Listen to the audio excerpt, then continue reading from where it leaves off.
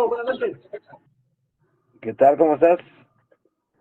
Sí, que ahí con una consulta, licenciado. ¿Quién habla? ¿Quién habla? ¿Quién habla? Carlos, Carlos Vamos a... Enrique, Carlos, ¿cómo estás? ahí con una consulta, licenciado. Disculpe la nota, no sé si habló algo sobre al respecto en la, en la anterior, en la clase anterior, disculpe, Con relación a las notas del segundo parcial. la publicación. Exacto. Posiblemente en las próximas horas Gracias, Lick. Pues, si fuera tan amable, ya que solo usted, bueno, en el caso mío, solo la nota suya espero. Muy amable, se lo agradezco mucho. sí, no tardamos en subirlas porque eh, ya terminamos de calificar y como le teníamos que sumar los puntos de los trabajos, entonces para que ya tengan la zona total y así el examen ya tengan su zona completa y ya sepan eh, cuánto tienen de zona, ¿verdad? Por todo, y ya con eso ya tengan oficialmente su nota para el examen. ¿Ustedes no tienen noticia de los exámenes finales? No, Lick. Todavía no han publicado, ¿va? No lo han publicado, Lick, pero regularmente ya solo tendríamos 2 semanas de clases. Serían, ¿qué? La próxima semana, lunes 30, viernes 3, lunes 6 y viernes 10, ¿verdad? De clases. Las clases posiblemente terminarían el viernes 10, ¿va? Sí, algo así, porque creo que es la segunda semana de noviembre que ya salimos de las clases, creo, y ya vienen los parciales.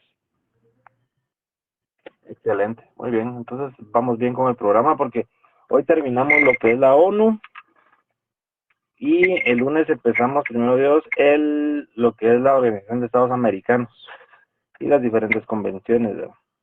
Entonces creo yo que sí vamos bien. ¿Alguna duda que tengan mientras ingresan sus compañeros eh, relacionadas a la clase?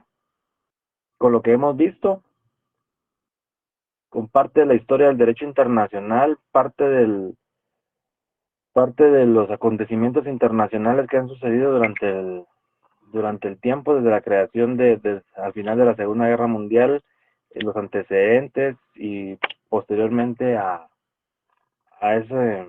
la culminación de esa guerra en abril de 1994, de 1945, abril-mayo del 45.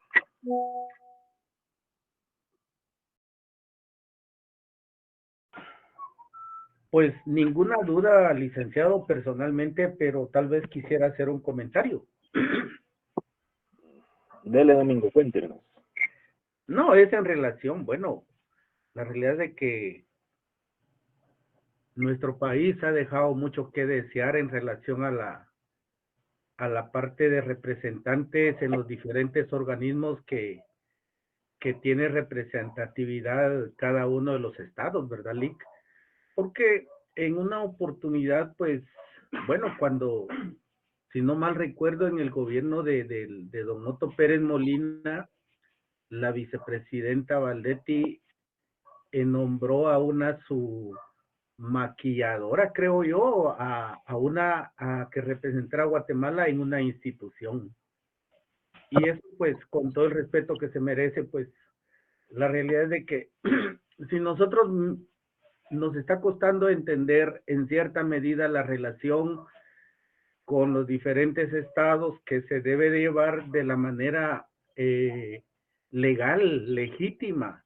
Nos ha costado bastante ir avanzando en nuestra formación.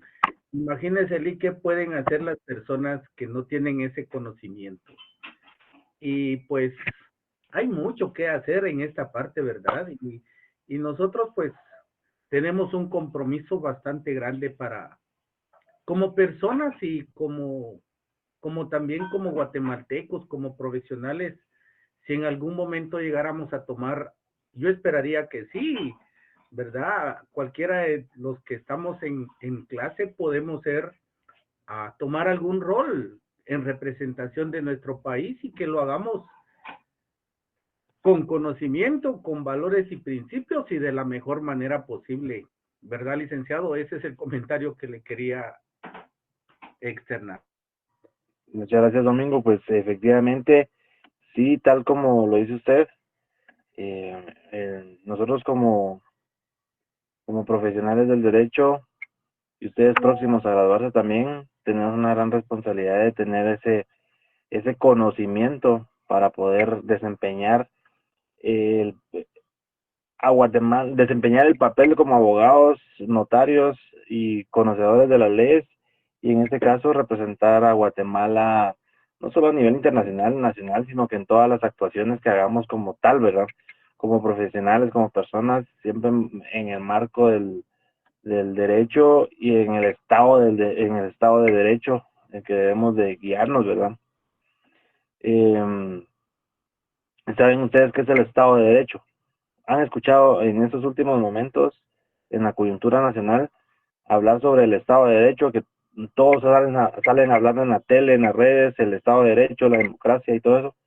Pero realmente, ¿qué es el estado de derecho? ¿Alguien que nos ayude con eso?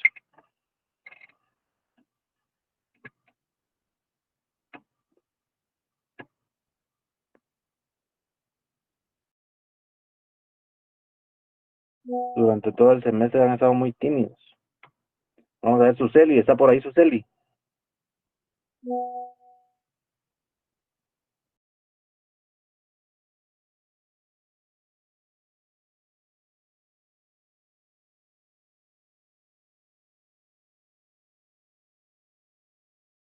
No, creo que no. Vamos a las últimas clases, vamos a poner de forma obligatoria encender las cámaras, porque para conocernos, porque no han estado muy callados. Bueno, les dejo de tarea eso, que investiguen qué es el Estado de Derecho. Pero muy buena la participación, Domingo, le agradezco mucho su comentario. Vic, no, el Estado de Derecho no es como un principio que, por ejemplo, las instituciones, ya sea públicas o privadas, están, creo que, ah, están sometidas, que tienen que estar sometidas a las leyes que se promulgan en un estado, en un país o algo así. No sé si estoy muy bien, más o menos. Tengo algo así la iniciativa. Sí, el Estado de Derecho, sí, muy bien, sí tiene la idea, es en que el Estado de Derecho es, como su nombre lo indica, ¿verdad? Es el Estado, el Estado como Estado, es un Estado, las leyes se deben de mantener vigentes y las personas debemos de regirnos, todos los habitantes de la República, en este caso, todos los que habitamos dentro de esa circunscripción internacional que hablábamos aquel día, de entre límites y fronteras, ¿verdad? ¿Se recuerdan? Que todas las personas cumplamos con esas normas jurídicas que están establecidas como tales, y se establece o se relaciona o se concreta esa definición o ese comentario que dice Julio con el imperio de la ley, que ahora que es el imperio de la ley, es que la ley siempre va a tener o siempre va a ser superior a cualquier persona. ¿Han escuchado ustedes también en eso que nadie es superior a la ley? Y en eso tienen razón. La misma Constitución y la ley del organismo judicial establece el imperio de la ley. O sea, una vez esté vigente la ley, la debemos de cumplir tal y como establecen los principios de cada norma jurídica. Por ejemplo, un ejemplo básico, claro, puede ser, digamos, el Código Penal, que es donde más o menos se familiariza uno con relación a todo lo que sucede en las noticias, lo que pasa en la realidad nacional, ¿verdad? Por ejemplo, nadie puede alegar de ignorancia de que darle muerte a una persona es delito, o hacer gestiones bancarias con grandes cantidades de dinero es delito, o poner un prostíbulo, por ejemplo, un bar, y explotar a las mujeres en la prostitución, no podemos alegar de que es delito. En este caso, los ejemplos es el asesinato, el lavado, y en el prostíbulo la trata de personas, o la promoción, facilitación o favorecimiento de prostitución, o digamos de que fumar o consumir, eh, ¿cómo se llama el nombre científico? Cannabis, por ejemplo, sabemos de que es delito. Entonces ese es el Estado de Derecho, establecernos y velar porque las leyes del país sean cumplidas, tanto gobernantes como gobernados. Licenciado, buenas noches. Quiere decirle que tenemos que tanto los habitantes como el Estado están sometidos a las leyes. Claro, o sea, el Estado es el garante del cumplimiento de esas leyes, y nosotros como personas físicas cumplir esas leyes. Entonces, si nosotros venimos y violentamos cualquier ley, el Código Penal, o hacemos algo, imagínense ustedes que están familiarizados ahorita con todas las leyes y materias del derecho relacionado a civil, por ejemplo, digamos de que alguien tiene una pareja, y hombre, mujer, la embaraza y no se hace responsable por reconocer al niño, darle pensión alimenticia. Hay dos situaciones, una civil, una penal: el no reconocimiento y la negación de asistencia económica. Por ejemplo, el otro ejemplo podría ser laboral. Contratan ustedes a una persona y no le pagan el salario mínimo, tienen más de 10 trabajadoras, sino más trabajadores o trabajadoras, y no la registran en el IX, no pagan su cuota patronal de IX, no pagan la cuota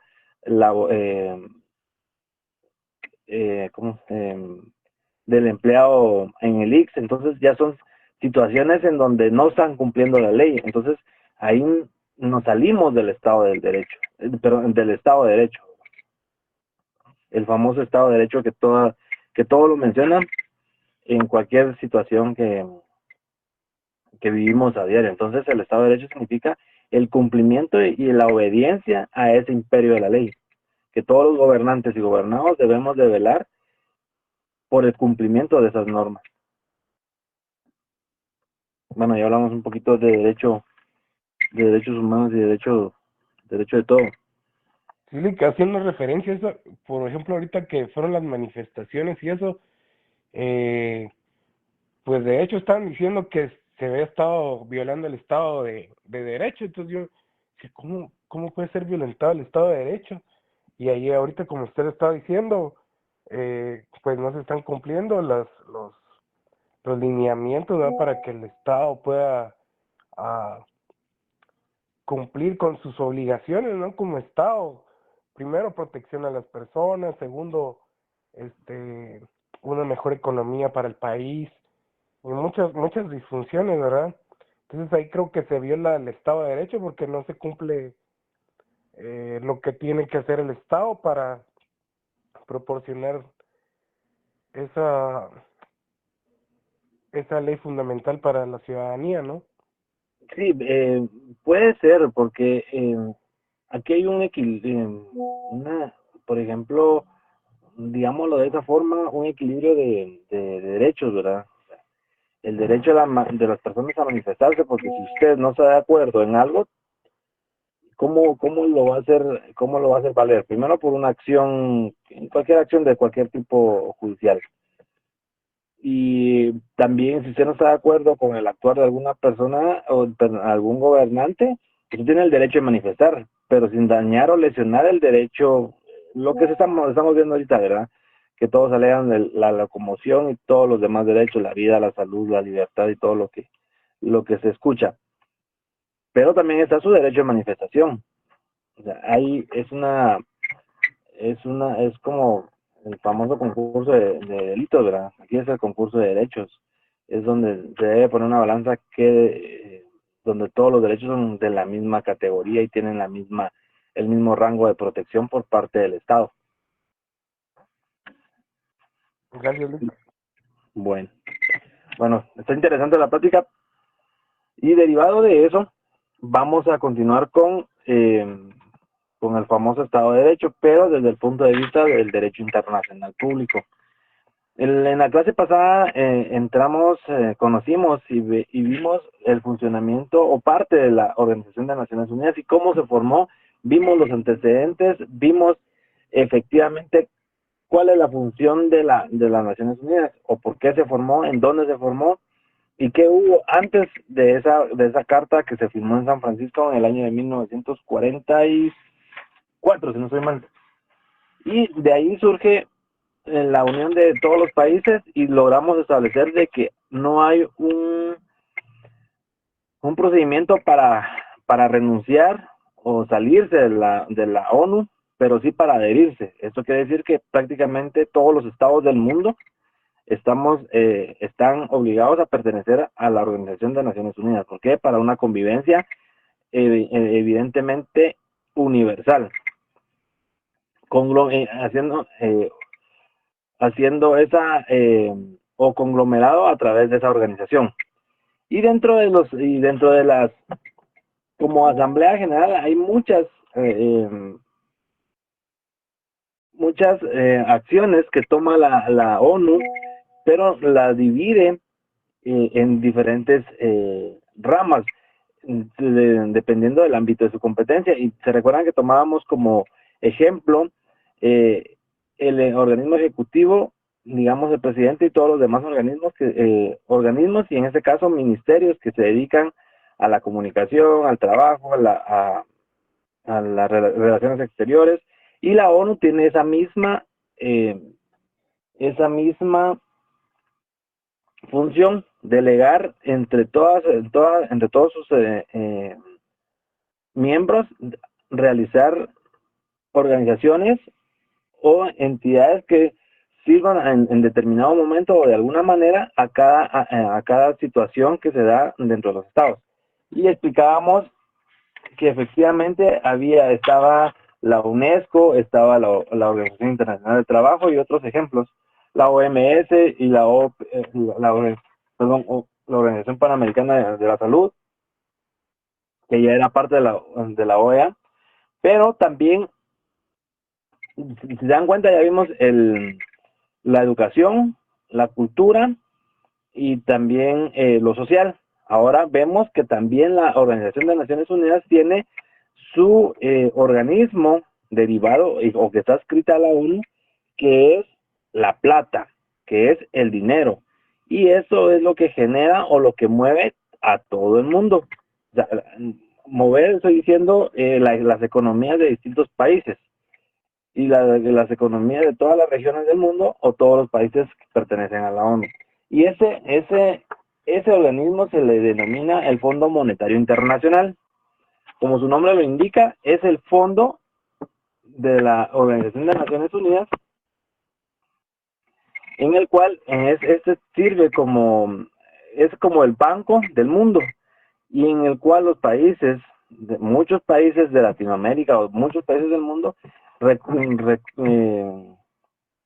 llegan al Fondo Monetario Internacional a solicitar préstamos para la aplicación de políticas estatales. Y uno de los ejemplos claros acá es en Guatemala. Y pongamos de ejemplo, año 2020, marzo del 2020, para ser exactos, el 17, 18 de marzo de ese año, entra la pandemia. ¿Se recuerdan ustedes de aquella noticia o que el presidente Yamatei estaba en un evento protocolario y recibe una llamada y se recuerdan, vieron esa noticia?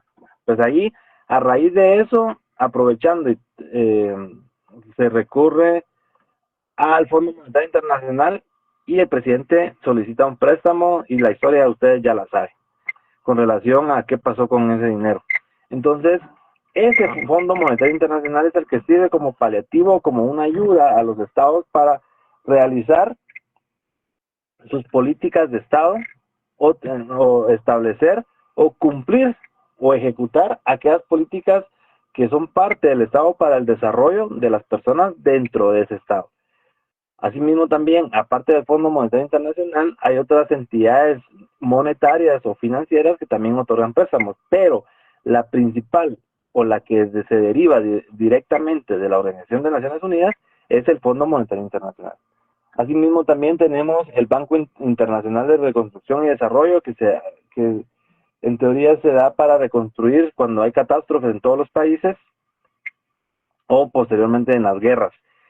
Por ejemplo, un claro ejemplo ahorita está la guerra entre Ucrania y Rusia, que después de, digamos que al finalizarla, ese organismo internacional de financiero o monetario es el que va a ayudar a cualquiera de los dos países para reconstruir todo lo que pasó en la guerra.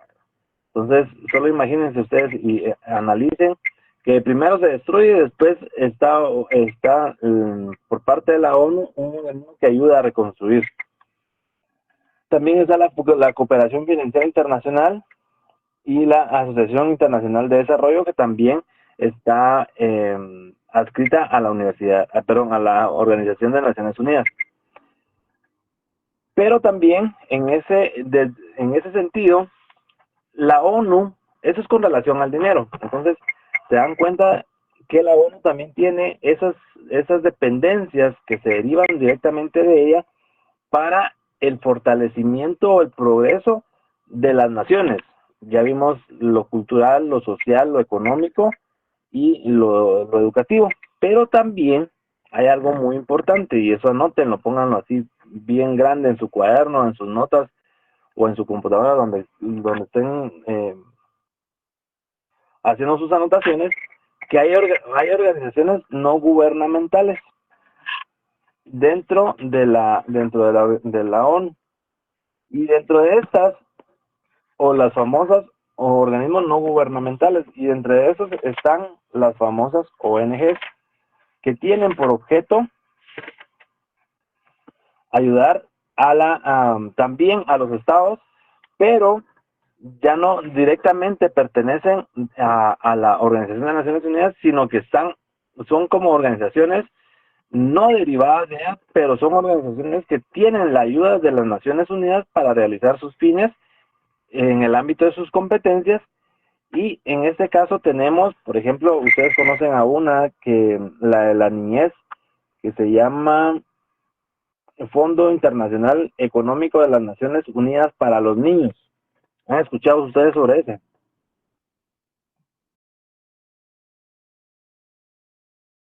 No, Lick, personalmente no. Pues no es más que la UNICEF, por sus siglas en inglés. Ah, sí. Esa sí la conocen, sí la han escuchado, ¿verdad? La UNICEF. Sí, la UNICEF, sí, Lick. Entonces, la UNICEF es una ONG, un organismo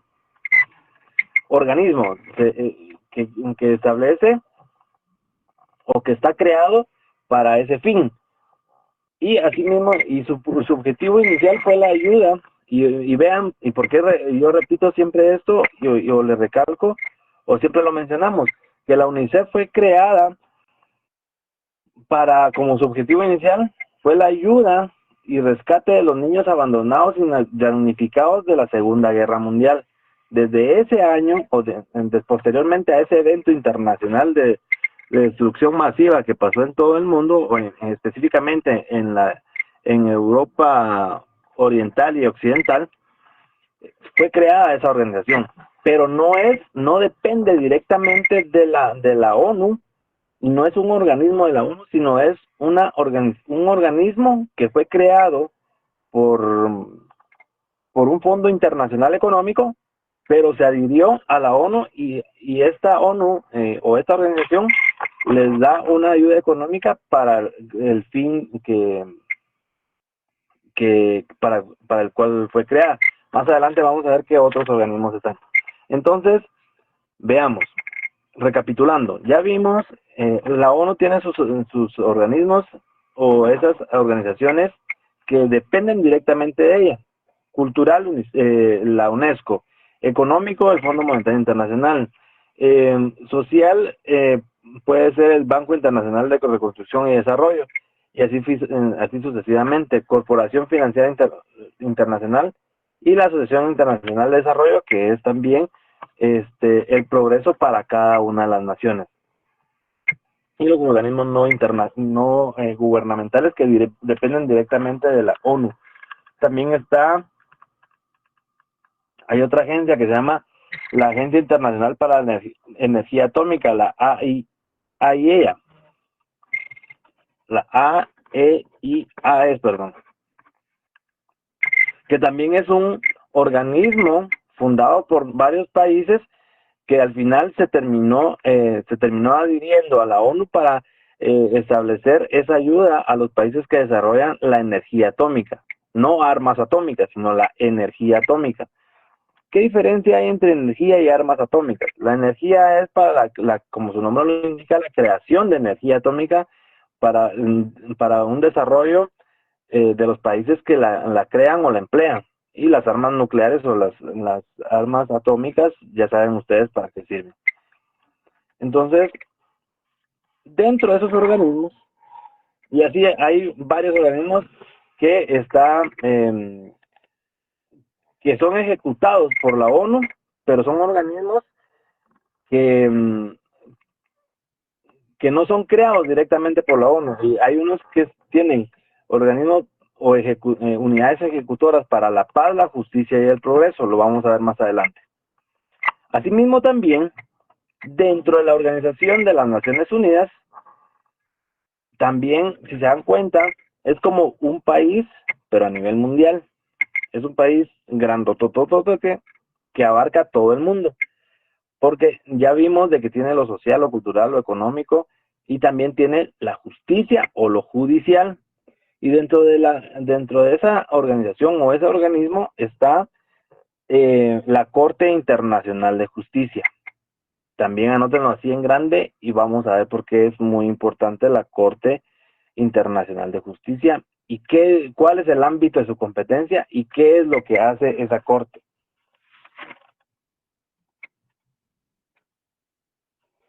Pues la Corte Internacional de Justicia es el órgano judicial principal de la ONU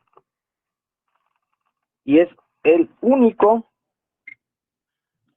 no es el único a nivel internacional que imparte justicia, porque también está la Corte Penal Internacional de Justicia, está la Corte Interamericana de Justicia, que es la que está adscrita a la OEA, pero la Corte Internacional de Justicia es la que está establecida su sede en La Haya. ¿Dónde queda La Haya?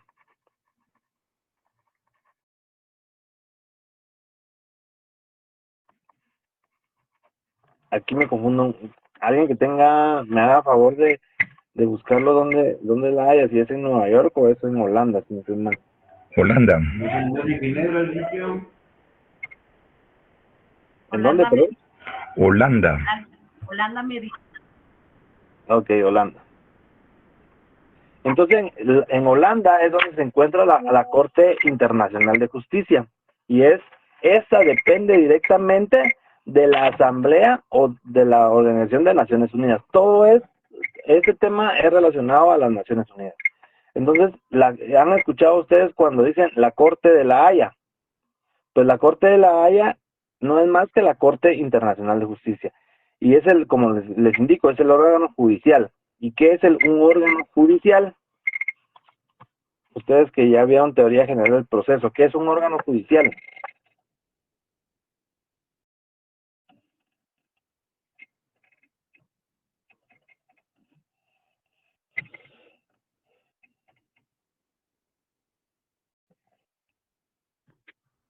Es un poder del Estado.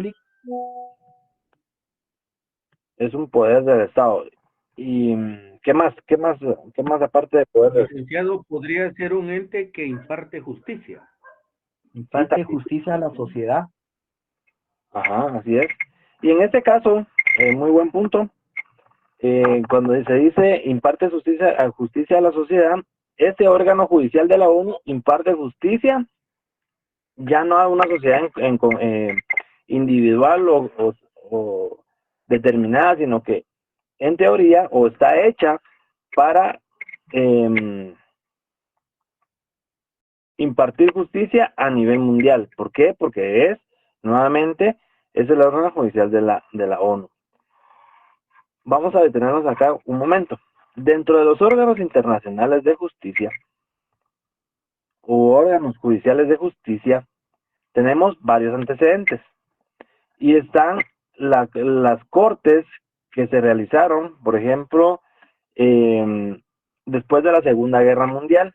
Y a raíz de ese evento, la Segunda Guerra Mundial, se crean varios tribunales de justicia penal internacional.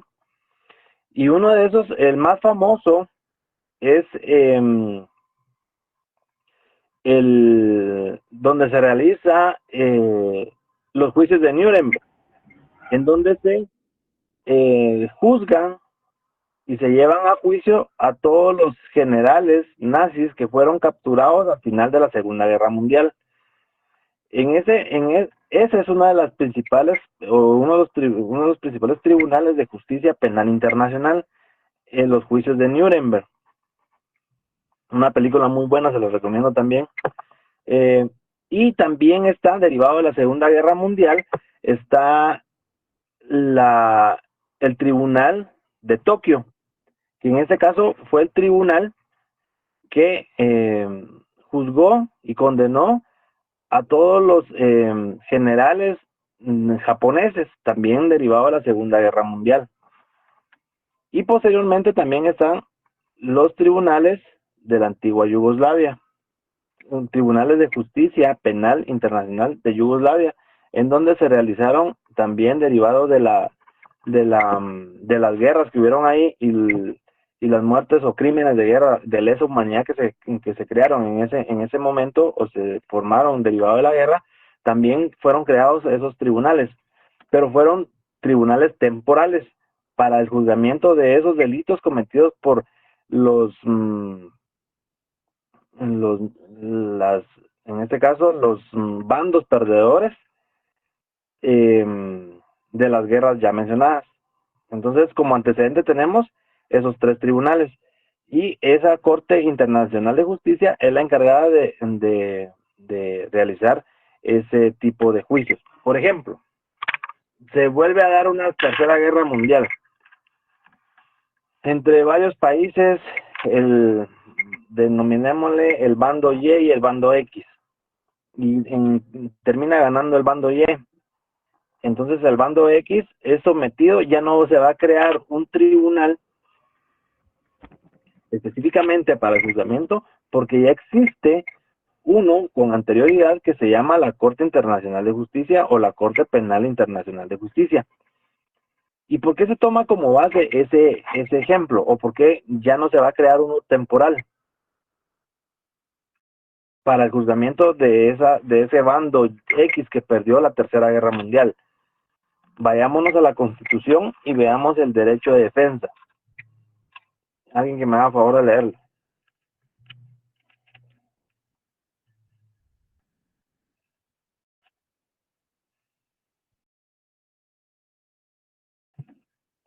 Sí tienen su Constitución a la mano, ¿verdad?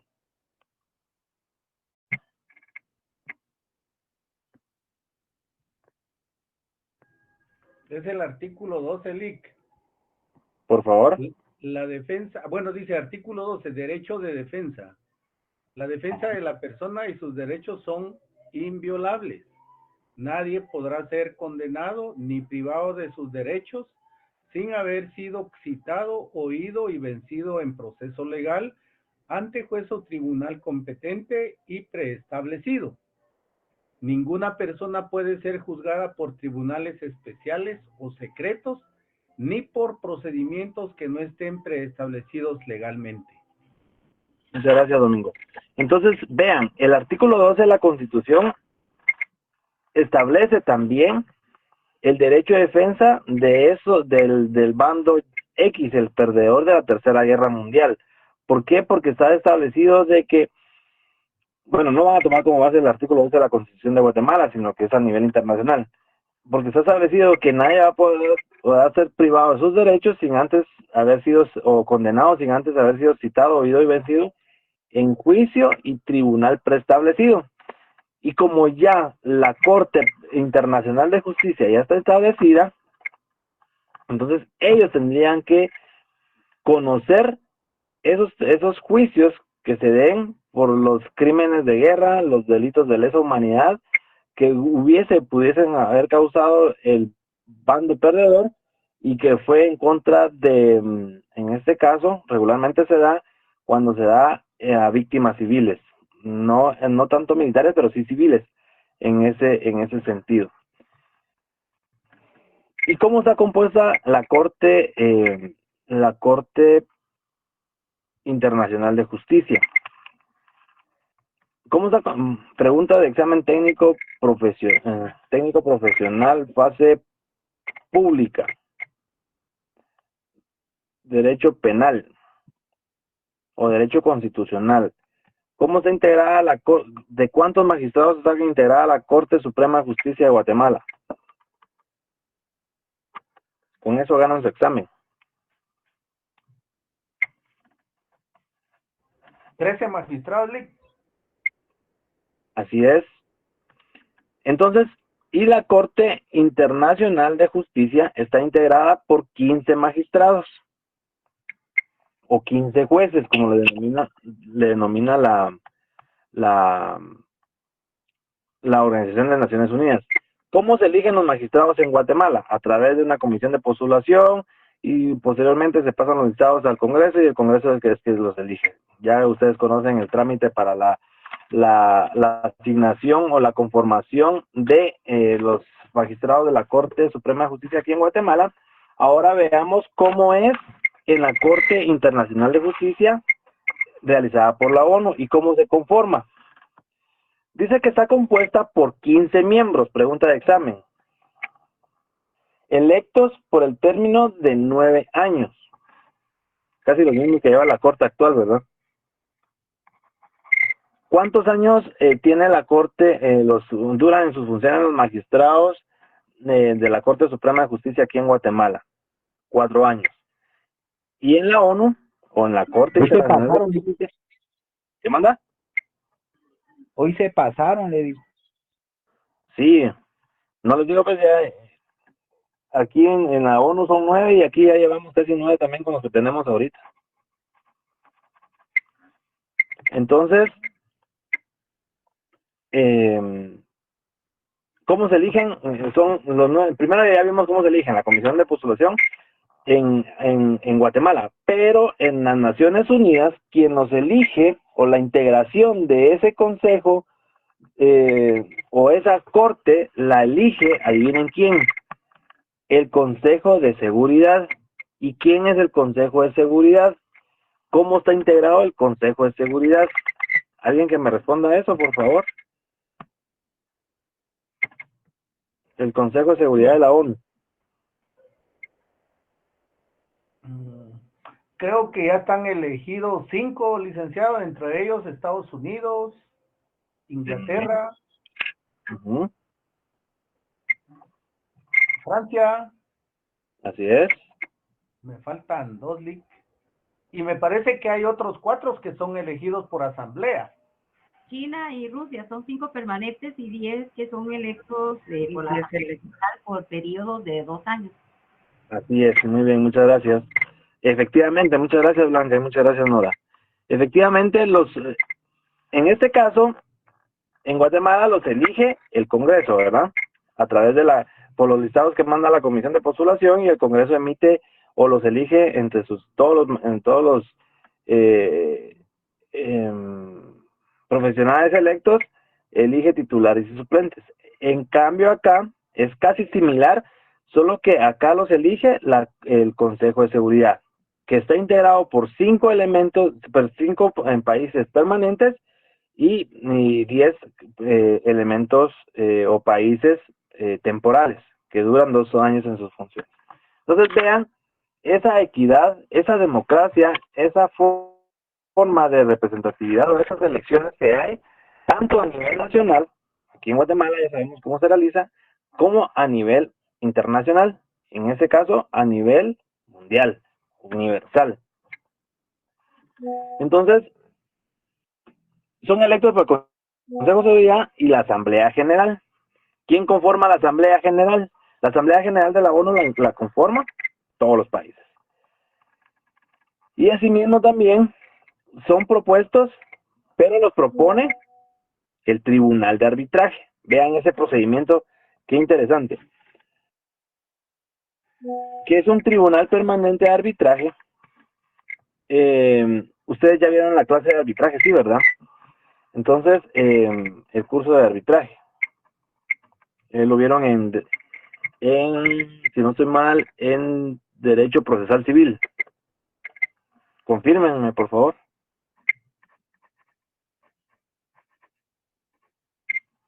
Sí. ¿Qué manda? Así es, Lick. Bueno, entonces el arbitraje, ¿qué es el arbitraje? Es la solución de conflictos, pero no de una forma judicial. Entonces, el Tribunal de Arbitraje es el que propone a esos 15 miembros, pero los elige el Consejo de Seguridad y la Asamblea General. ¿Cómo lo hace? A través de una Asamblea General también, y los va escogiendo ahí. Y los escoge como personas, en este caso, las personas que son propuestas por ese tribunal. Sucede ya digamos que está en La Haya. Entonces, y su quórum es de 9 miembros. Su totalidad son 15, pero lo pueden deliberar hasta 9 miembros, ¿ya? Esto quiere decir que es más de 2/3 partes del que integran sus miembros. En ese sentido, casi son sistemas similares, tanto nacionales como internacionales. Pero acá, como ya se lo indiqué, es a nivel internacional. Cualquier controversia que exista entre países, cuando es de materia legal o de materia que no sea comercial, porque lo comercial es lo que se maneja a nivel de arbitraje. Y todo lo que no sea comercial o mercantil o de negocios se va a realizar o tramitar en materia judicial. Y estos señores magistrados o 15 miembros son los que van a decidir la situación que ha sido sometida a su conocimiento. Su competencia. ¿Qué significa competencia?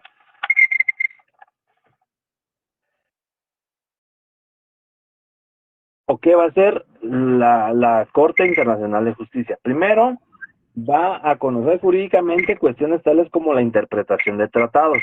¿Qué son tratados? Eso ya lo vimos. ¿Qué son convenciones? Es sinónimo de tratado. ¿Qué son tratados? Sinónimo de convenciones. Entonces, ¿y qué significan estos? Son aquel intercambio de experiencias para formalizar un cuerpo jurídico legal que sea adherido o para que sea tomado en cuenta a nivel internacional por parte de los países miembros que lo ratifiquen y después se convierten en leyes cuando son aceptados y ratificados por cada uno de los estados. Entonces, la competencia de la Corte va a ser el análisis de esos tratados. Va a ser también la reparación por causas de violación de una obligación internacional. ¿Qué significa eso? Digamos, el referéndum que se hizo acá en Guatemala con Belice, de que Belice tiene un poco de tierra de nosotros y nosotros la estamos reclamando y Belice no la quiere entregar. Entonces, ¿qué hicimos nosotros? Votar para que Guatemala y Belice como estados soberanos independientes y que la soberanía radica en nosotros y nosotros le delegamos esa potestad al Estado para que vaya a la Corte Penal Internacional de Justicia, y vayan a delimitar qué tanto se pasó, qué tanto tiene de tierra Belice, que es parte de Guatemala, y cuánto está reclamando Guatemala a Belice. Entonces, esa también es parte de la competencia de la Corte Internacional de Justicia, entre muchas cosas más que tiene las funciones o competencias dentro de su qué hacer la Corte Internacional de Justicia. ¿Cómo estamos ahí? ¿Hay alguna duda?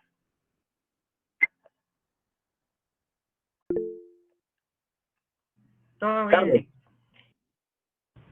Lick, me surge una duda, Lick. Esos 5 países permanentes, ¿habrá una forma como removerlos o no es posible? En la clase, perdón, cuando se creó, se recuerdan que yo les comenté que estaba Taiwán, pero derivado a esa guerra o revolución que se dio en China, sacan a Taiwán y entra China como la China continental. Entonces, ¿pero quién escogió eso? Toda la asamblea. Pero la Carta de Naciones Unidas establece, derivado también de la Segunda Guerra Mundial, esas potencias o los aliados que crearon o quien tuvo la idea de formar la Organización de Naciones Unidas o ese conjunto de países a nivel internacional, tienen esa como ventaja o ese privilegio, ese derecho de pertenecer al Consejo de Seguridad. Entonces, derivado de eso, la carta es cerrada, en el sentido estricto de que únicamente ellos pueden. Y considero que la misma carta establece que el procedimiento para poder adherir o sustituir a un país permanente, pero mientras está, por el momento no se puede, porque fue creada como tal y no establece un procedimiento para poder adherir uno más o quitar a uno de ellos. Por eso es la razón de que existen los temporales, para que haya un equilibrio entre los permanentes y los temporales en la toma de decisiones. Decisiones que muchas veces no son tomadas en cuenta, porque se recuerdan ustedes en marzo del año 2003, cuando Estados Unidos invade Irak, el Consejo de Seguridad de la ONU, esos 5 países y los 5 permanentes y los 10 le dijeron a Estados Unidos de que no invadiera Irak porque ¿para qué crear una guerra?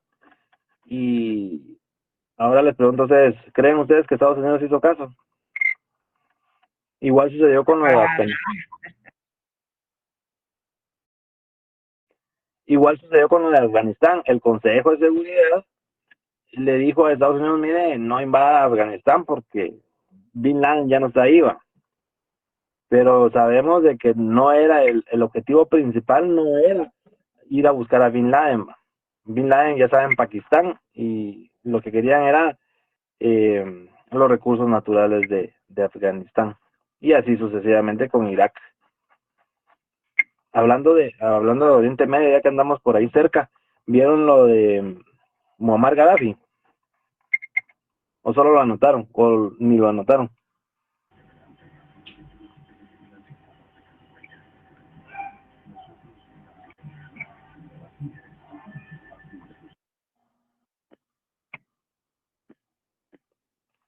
¿Será que ahí están o será que ya se durmieron todos? Bien, aquí estamos, Lick. No, Lick, aquí estamos. Estamos, Lick, pero no, al menos yo no lo vi. ¿Cuál fue la pregunta, Lick? Perdón. Que si vieron el reportaje o lo que habló Muammar Gaddafi en una ocasión en la ONU, el presidente de Libia. Sí, lo vimos. Qué bien, para los que no lo han visto, se los recomiendo. Bueno, entonces, ya tenemos lo que es la Corte Internacional de Justicia, lo que son los organismos adscritos a las Naciones Unidas, desde cualquier punto de vista. Ahora veremos el secretariado. ¿Qué es el secretariado? ¿De dónde proviene el secretariado? ¿Y para qué sirve el secretariado? Pues el secretariado es, como decir, la presidencia de las Naciones Unidas. Pero la presidencia no la tiene un país como tal, sino es una persona que es elegida por la Asamblea General para que represente a las Naciones Unidas en cualquier que sea una persona física que hable por las Naciones Unidas, que sea una persona física que firme por las Naciones Unidas, que sea una persona física que autorice o que haga valer lo que la Asamblea General diga. Entonces, el secretariado es el máximo, su naturaleza es el organismo permanente o administrativo de las Naciones Unidas. ¿Y quiénes son los secretarios? En lo que yo recuerdo, hemos visto 3 secretarios de Naciones Unidas. Estaba en su momento un surcoreano que se llamaba Ban Ki-moon. Había un sudafricano, si no estoy mal, que era Kofi Annan, y ahora que es un brasileño que se llama Antonio Guterres. ¿Han escuchado sobre él? Bueno, entonces... Es portugués. No es brasileño. Muchas gracias por la aclaración. Entonces, el señor portugués, Antonio Guterres, es el secretario general de la Organización de Naciones Unidas. Y como les repito, la Secretaría es el órgano administrativo permanente de la ONU. Es aquella persona física que representa a la ONU o hace valer todo lo que se establece o se realiza en las Naciones Unidas. Es el que firma, es el que refrenda todo lo que se realiza en las asambleas. ¿Y cuáles son sus funciones? Las funciones del secretariado, tal como lo establece, en este caso, el doctor Larios Ocheita en su libro, dice o establece específicamente que actúa como tal en todas las reuniones del Consejo de Seguridad, tomando notas, se recuerda, de la Asamblea General, del Consejo Económico Social, del Consejo de Administración Fiduciaria. Llevan cuatro reuniones a las que asiste el secretariado. Es quien aplica las disposiciones adoptadas por la Asamblea General y el Consejo de Seguridad. En la Secretaría se registran los tratados internacionales y las comisiones permanentes de todos los países miembros o misiones internacionales. Una misión internacional es lo que sucedió acá en Guatemala. Antes de la Comisión Internacional contra la Impunidad en Guatemala, la famosa CICIG, aquí había una misión internacional en Guatemala específicamente que se llamaba MINUGUA, que era Misión de Naciones Unidas para Guatemala. Y la función que tenía esa era velar o establecer o investigar sobre violaciones de derechos humanos acá en Guatemala derivado del conflicto armado interno. Y asimismo también otras situaciones que su mandato se lo delegaba. Entonces, el secretario es el encargado de nombrar y darle esa facultad a todas esas personas físicas también que forman misiones internacionales de ayuda, cooperación o de apoyo a todas las naciones. Una pregunta de examen sería, díganme 3 funciones del secretariado. Entonces, una de las funciones son presidir o actuar como tal, el secretario, en distintas comisiones o consejos, Consejo de Seguridad, la Asamblea General, en el fiduciario o en lo financiero. Posteriormente también tenemos que dentro de sus funciones también es la representatividad de la ONU en todas las misiones que él envíe. Por ejemplo, hablando de la CICIG, en ese momento el secretario Antonio Guterres firma ese acuerdo donde se crea esa Comisión Internacional contra la Impunidad aquí en Guatemala y le da un mandato de representatividad a los comisionados que estuvieron o que representaban a la CICIG en su momento acá en Guatemala. Entiéndase el costarricense que era de apellido Dalanés, el español, que era de apellido, ya no recuerdo, alguien que me ayude, Castresana, Carlos Castresana, y el colombiano Iván Velázquez. El secretario era el que le otorgaba esa facultad a estos comisionados, y quienes ellos le tenían que rendir informes, como su nombre lo indica, al secretario. O sea, su representatividad estaba siendo ejercida por ellos y deberían de realizarlo en la Asamblea General de las Naciones Unidas. Y asimismo también era, y esa secretaría, como les indico, tiene esas misiones o emite nombramientos a nivel internacional para que esas personas que pertenecen a la ONU o que trabajan para la ONU y que les delegan ese nombramiento y esa representatividad para muchos países, esos también tienen, se realiza por medio de ejecutorias. ¿Y qué es una ejecutoria? Alguien que trabaje en el organismo judicial y nos ayude con la clase a indicarnos qué es una ejecutoria.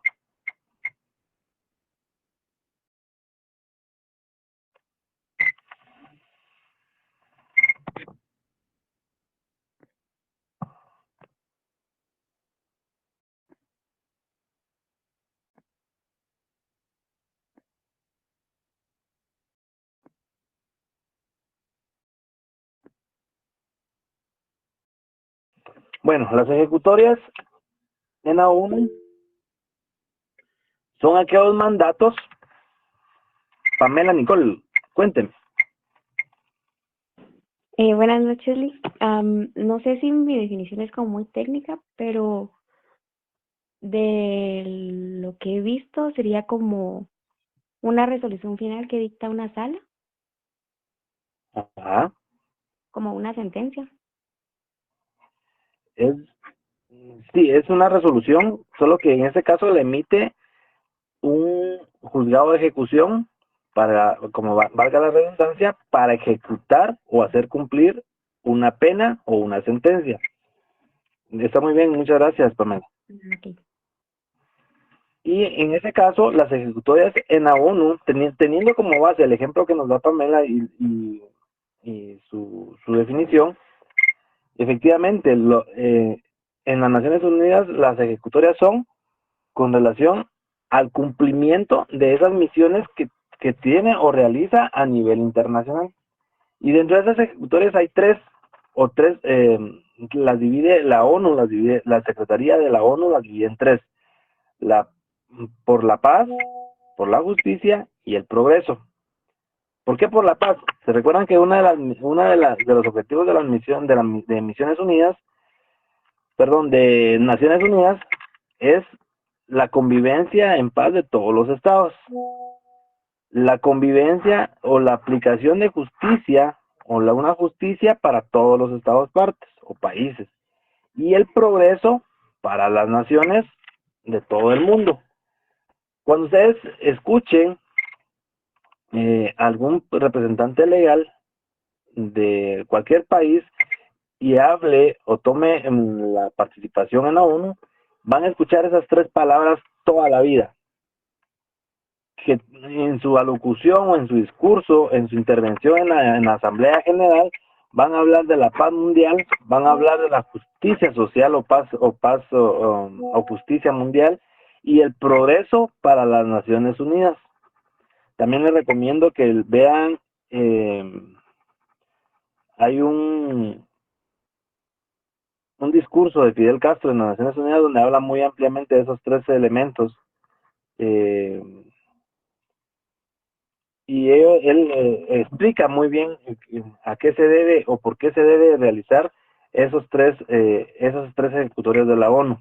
Ya tienen dos tareas, la de Gaddafi y la de Castro.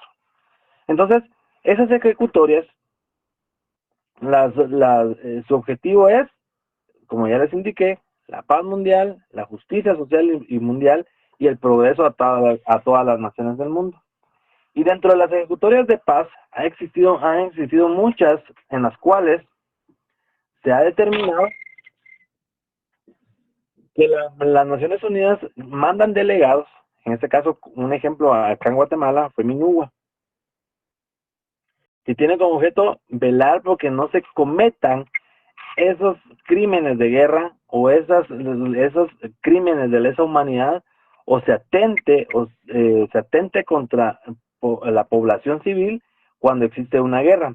Y dentro de las para poner un ejemplo, dentro de esas ejecutorias de paz han habido muchas en el mundo, y hay demasiadas, y Centroamérica no se escapa a una de ellas. Por ejemplo, ha habido en el Congo, en Chipre, Pakistán, en Corea, la división de Corea, Corea del Norte y Corea del Sur, Somalia.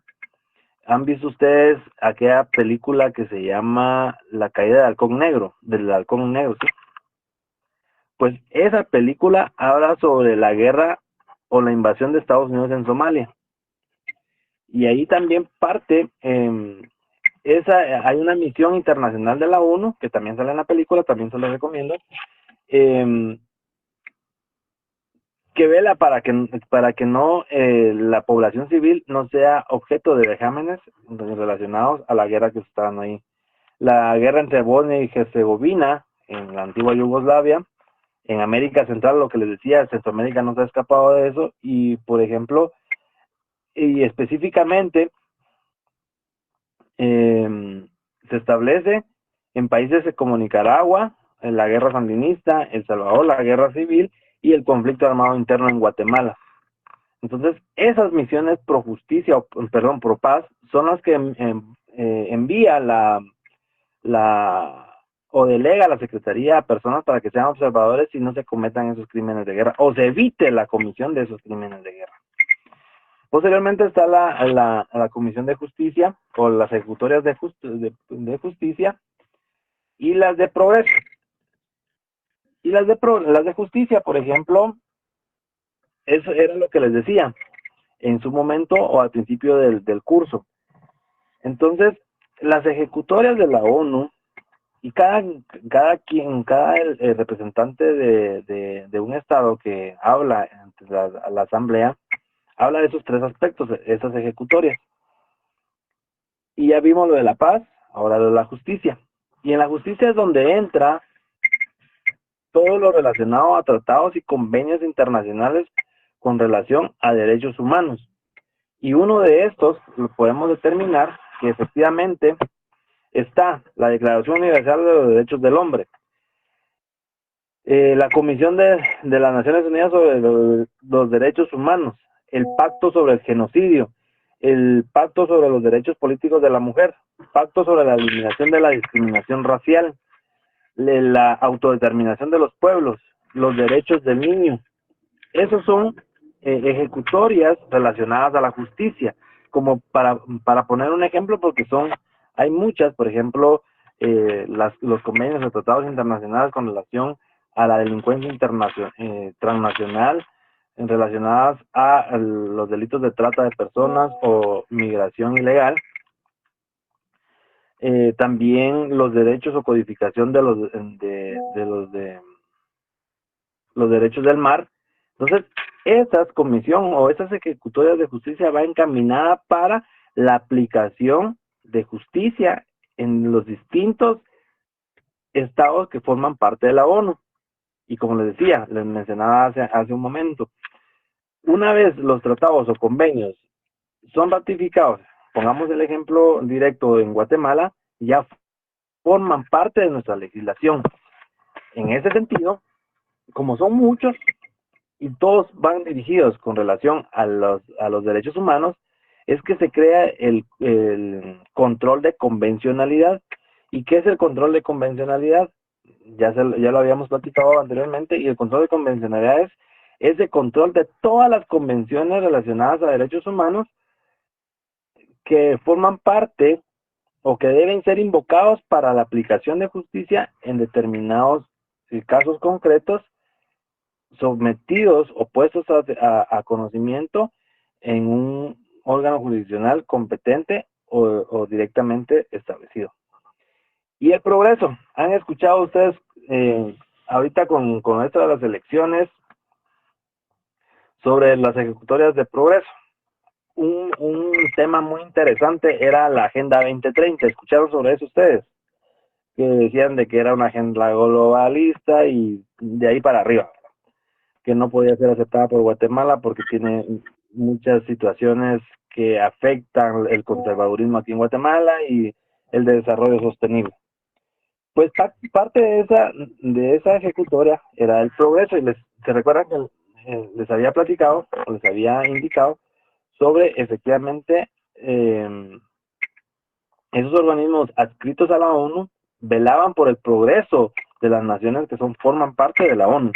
Entonces, dentro de esas ejecutorias de progreso, tenemos, por ejemplo, relacionadas también a las guerras, derivado de las guerras, por ejemplo, tenemos el ACNUR, el Alto Comisionado de las Naciones Unidas, que lo delega la Secretaría por parte de la Asamblea General, o la Asamblea General por parte de la Secretaría, perdón, para los refugiados. El ACNUR, la Oficina de Socorro para Desastres, por ejemplo, cuando sucedió el terremoto allá en Japón y se derivado del terremoto, una planta nuclear la planta nuclear de Fukushima sufrió daños y se contaminó y hubo radiación derivado de esa destrucción. Entonces, esa comisión también es por parte de la ONU para la reducción de desastres.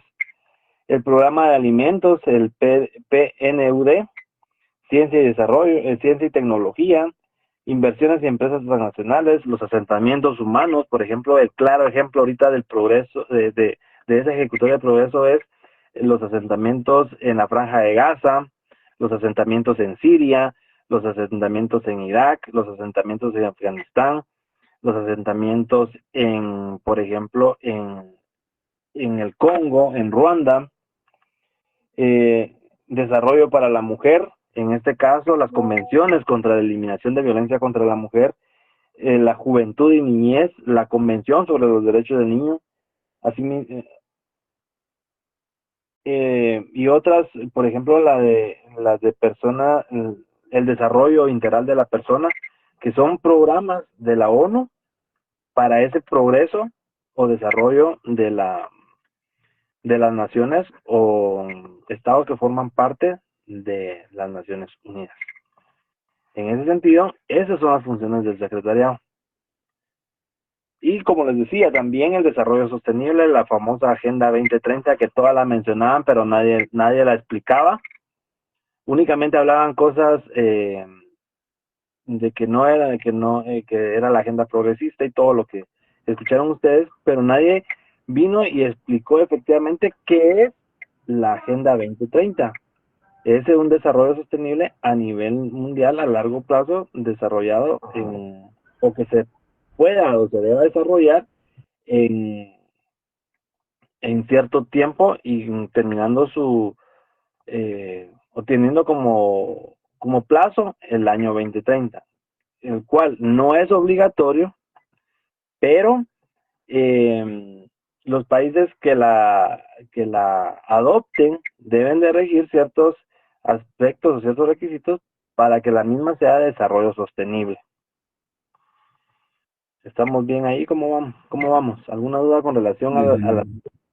Licenciado, pero esta agenda 2030 sí la adoptó Guatemala, me parece que en un par de gobiernos atrás, ¿no? Sí, de hecho fue adoptada en el gobierno de Jimmy Morales en 2015, si no estoy mal. O no, con Otto Pérez Molina creo que fue. Así es, Lee, con Otto Pérez Molina fue. Entonces, y ahora las campañas negras que se dieron en contra de y a favor de, y todo lo que ustedes vieron en redes sociales que habían personajes o influencers muy activos en la ¿cómo se llama? En redes que hablaban mucho sobre la Agenda 2030, pero nunca explicaron a qué se debía. Únicamente decían qué era el aborto, qué eran las relaciones perdón, era la, ¿cómo se llama?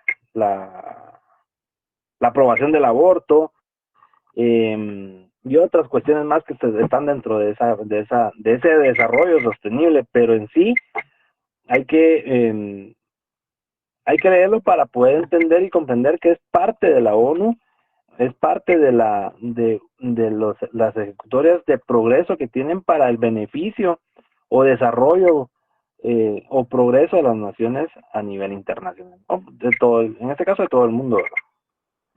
Licenciado, disculpe, pero esta agenda, prácticamente su objetivo primordial era prácticamente disminuir la pobreza de los países. Exacto, por eso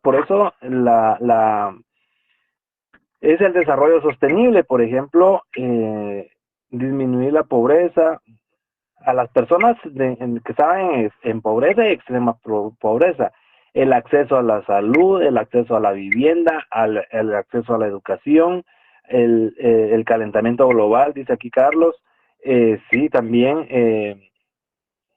el medio ambiente, también recuerdo el medio ambiente, también los recursos naturales. Entonces era una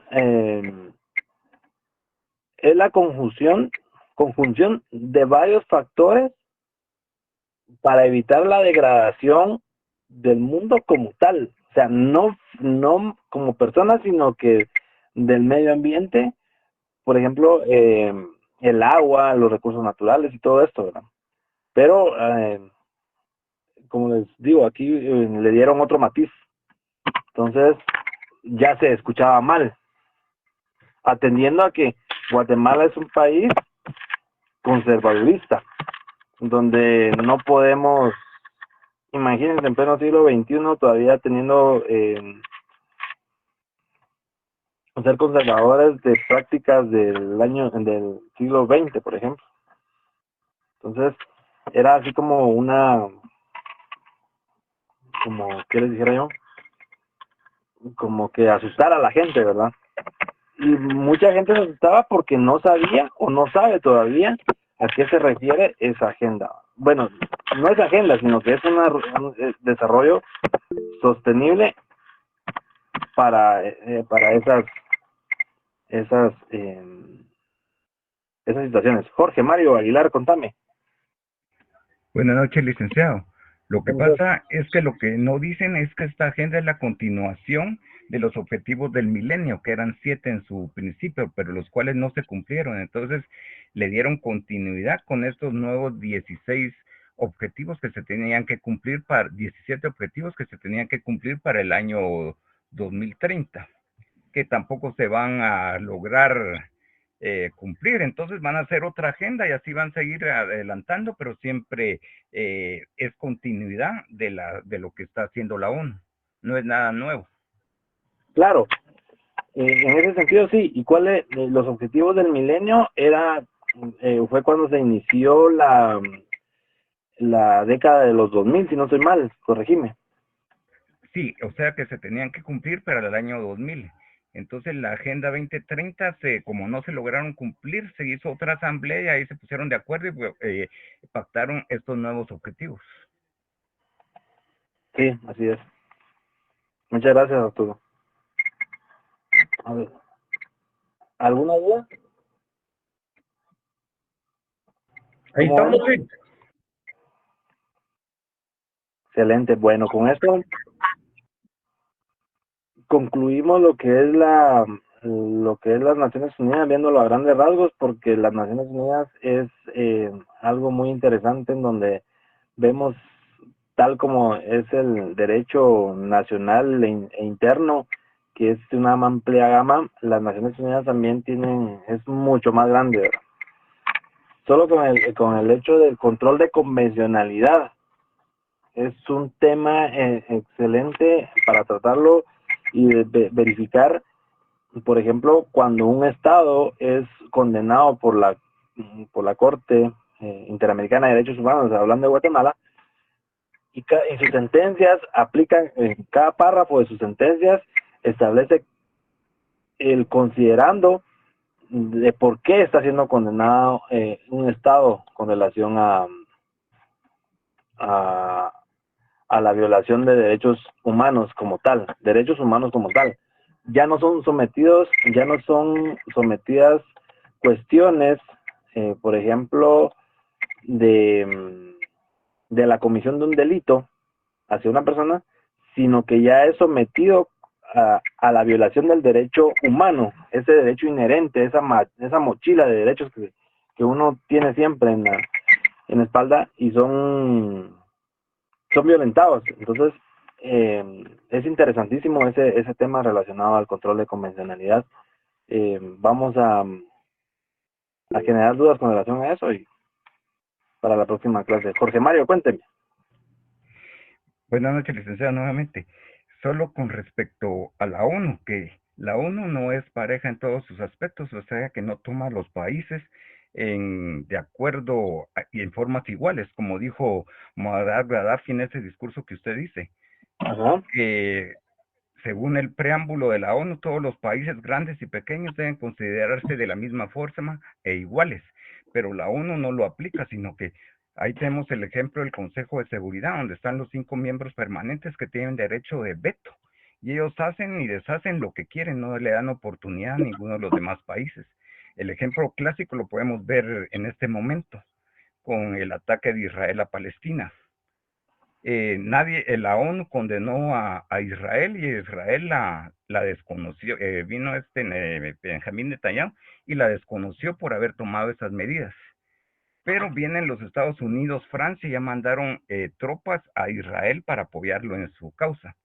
Caso que no sucedió para la invasión de Irak, donde todos los países los apoyaron y vencieron a Irak. Entonces ahí se nota la desproporción, que no toman en consideración, tanto en todos los aspectos sociales, económicos, derechos humanos, a los países, sino que los toman de acuerdo a su capacidad económica o a los que son grandes, ¿va?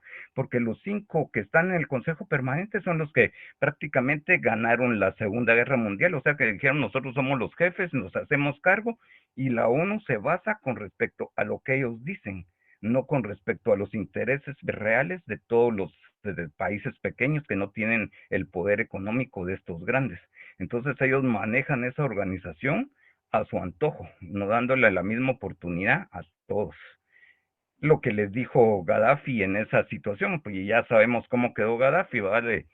Entraron a Libia, lo destruyeron y lo aniquilaron, como decía usted en el discurso de Fidel Castro, ¿eh?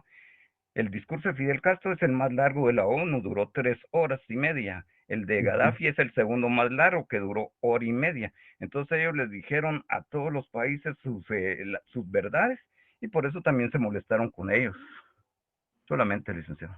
Muchas gracias por el aporte de Jorge Mario. Sí, efectivamente, tal como la pregunta de Carlos, si hay un procedimiento para quitar a esos 5 estados permanentes, no. ¿Por qué? Porque ellos fueron los que ganaron la Segunda Guerra Mundial y prácticamente ellos son los que mandan. Por ejemplo, se me ocurre, por ejemplo, el ejemplo que ponía Jorge Mario, invadieron Irak, todo el mundo les dijo que no, pero lo invadieron. A Rusia declara la guerra a Ucrania, le dijeron de que no, pero le declaró la guerra. Son potencias mundiales, ¿verdad? Y al final los demás países se tienen que adherir a sus resoluciones, en este caso el Consejo de Seguridad. Muchas gracias, Jorge Mario, por la intervención. Bueno, compañeros, les agradezco mucho su atención. Los veo el próximo lunes, primero Dios. Les deseo un buen fin de semana, descansen y listos para el examen final. Se cuidan, mucho gusto. Buen fin de semana para usted también. Gracias, Dick.